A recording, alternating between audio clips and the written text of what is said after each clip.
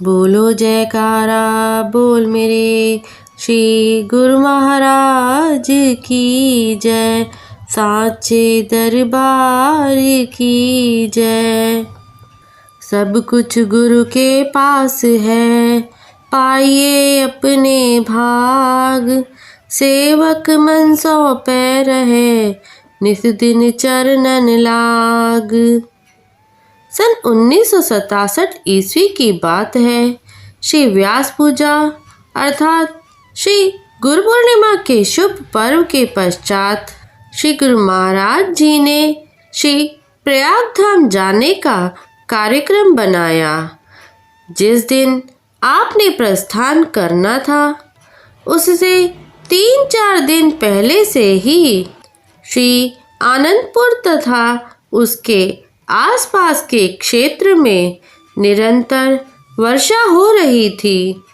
श्री आनंदपुर से लगभग 28 मील की दूरी पर पचावली नदी है, जिसमें थोड़ी सी वर्षा होने पर भी बाढ़ आ जाती है। पानी पुल पर आ जाता है और तब उसे पार करना कठिन हो जाता है। श्री गुरु महाराज जी ने नियमानुसार कार पर प्रस्थान किया। संगतों की एक बस भी श्री आज्ञानुसार कार के साथ साथ चल दी। उस समय श्री आनंदपुर के प्रमुख महात्मा जनों ने विचार किया कि 3-4 दिन से निरंतर वर्षा हो रही है, अतएव पचावली नदी में अवश्य ही बाढ़ आई हुई होगी। अभी कार श्री आनंदपुर के पेट्रोल पंप पर पहुंची ही थी कि वे महात्मा जन भी शीघ्रता से वहां पहुंचे और श्री सद्गुरुदेव महाराज जी के श्री चरणों में विनय की। प्रभु, शायद पचावली नदी में बाढ़ आई हुई हो, अतएव श्री प्रयाग धाम जाने का कार्यक्रम कुछ दिनों के पश्चात वर्षा रुक जाने पर बना लिया जाए तो अच्छा रहेगा। श्री गुरु महाराज जी ने फरमाया, अब हमने जाने का संकल्प कर लिया है, अतएव इस कार्यक्रम को नहीं बदल सकते। जब चले हैं तो श्री प्रयाग धाम पहुंच ही जाएंगे। आपने ये श्री वचन फरमाकर सेवक को आदेश दिया कि कार आगे बढ़ाओ। कार के आगे बढ़ने पर बस भी कार के पीछे पीछे चल दी। जब आपकी कार पचावली नदी के समीप पहुंची तो नदी में पानी खूब जोरों से बह रहा था, परंतु अभी पानी पुल के ऊपर नहीं आया था।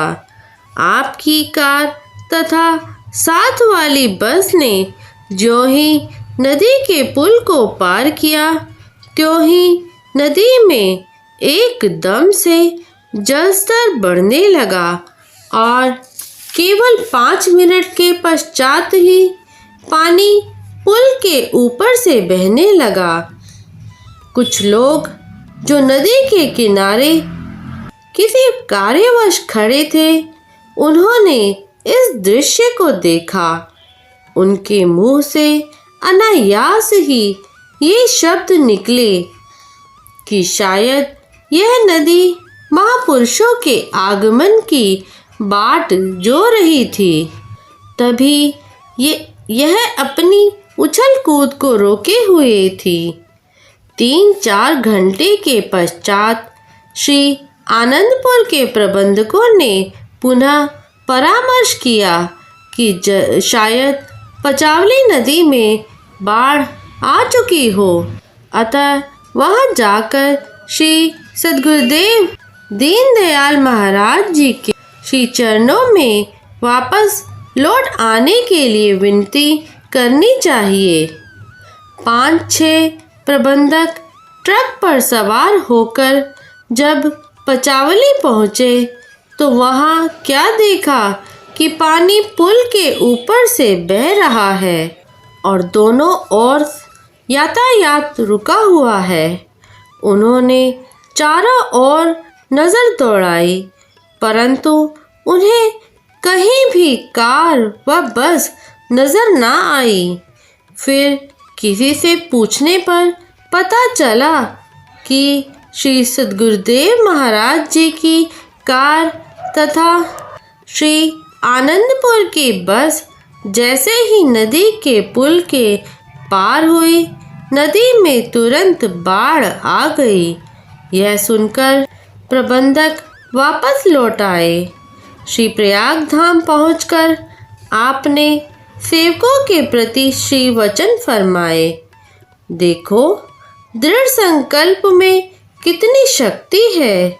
दृढ़ संकल्प से मनुष्य कठिन से कठिन कार्य को भी सरल बना लेता है।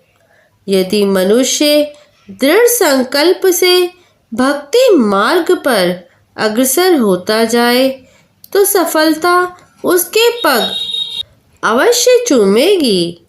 दृढ़ संकल्प के आगे दैवी शक्तियाँ भी झुक जाती हैं। महापुरुषों के पास भी दृढ़ संकल्प की ही शक्ति होती है। वे जिस कार्य को आरंभ करते हैं उससे पग पीछे नहीं हटाते। यही कारण है कि वे अपने उद्देश्य की प्राप्ति में सफल हो जाते हैं। इस प्रकार आपने अपने कर्मण्य जीवन से सेवकों को भी परिश्रमी, दृढ़ संकल्पवान एवं स्वावलंबी बना दिया। बोलो जयकारा बोल मेरे श्री गुरु महाराज की जय, साचे दरबार की जय। सौभाग्यशाली गुरुमुखों, आज का ये वीडियो यदि आपको अच्छा लगा हो तो इस वीडियो को लाइक कीजिए, ज़्यादा से ज़्यादा इसे शेयर कीजिए, और यदि आपने अभी तक इस चैनल को सब्सक्राइब नहीं किया है तो प्लीज़ इस चैनल को सब्सक्राइब कीजिए और कमेंट में जय सच्चिदानंद जी ज़रूर लिखें। जय सच्चिदानंद जी।